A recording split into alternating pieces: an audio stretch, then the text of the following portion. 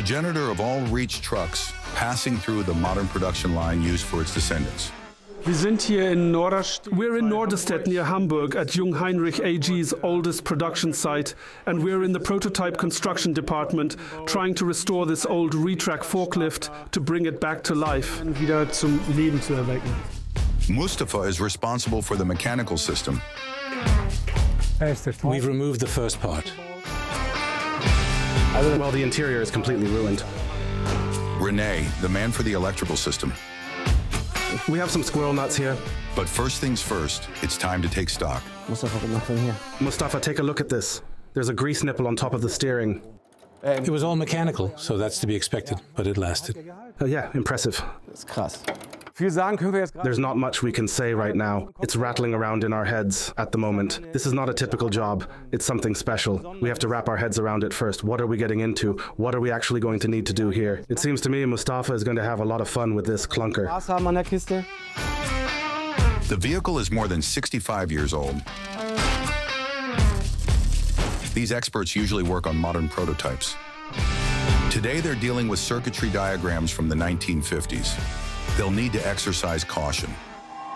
So if I try to start the vehicle, or if we put current on it, maybe I trigger a short circuit on one of the parts in there and it ends up doing more harm than good. If I trigger a short circuit because something is bridged and it blows the coil, then I have the problem of having to come up with a new coil. It's not something you can get from the local electronics store, so we don't want to do that. For Mustafa, the forklift is a trip back to the past, even his own past. Yeah, my father was the first of us to start here back in 1970, and then he brought me here in 81. And then my brother started working here too.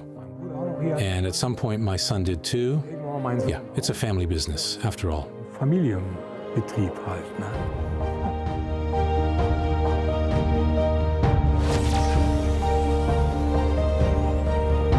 Since the end of the 60s, Jungheinrich has been manufacturing its reach trucks in Norderstedt, near Hamburg. Vehicle production has seen a great deal of change over the past 60 years.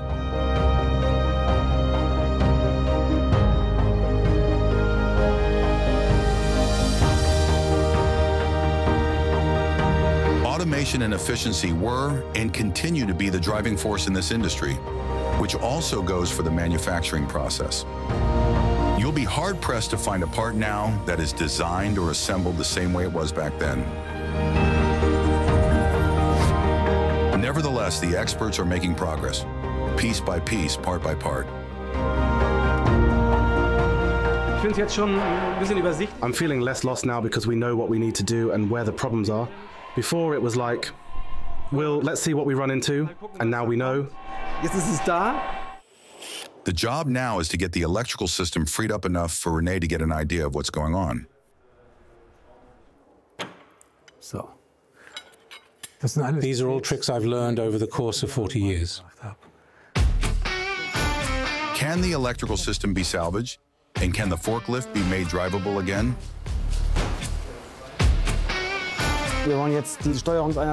Now we're going to take out the control unit. I actually have all the electrical stuff freed up now. Mustafa freed up as much space as possible so that I'll have enough room to get things out. Now, if that part drops, breaks of whatever, or if it were missing, then I don't think we'd get the vehicle running again without special replacement parts. Now watch it fall. Jetzt fällt's mir runter. Ich halt fest. I've got a hold on it.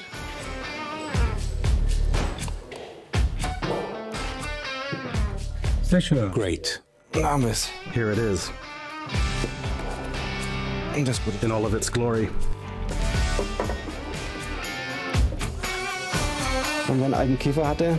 And anyone who's had an old VW Beetle will have seen this fuse.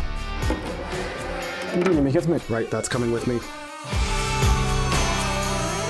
We're about to find out if it can be saved after 6 decades.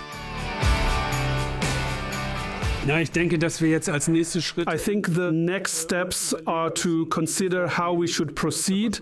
So, like Mustafa said, we'll need to clean it first. Like Renee said, we'll need to inspect the electrical system to see whether everything is okay, what needs to be renewed, what needs to be saved, so that we don't screw everything up in the middle of the project and have to abort. das Ganze zerschießen und dann abbrechen müssen.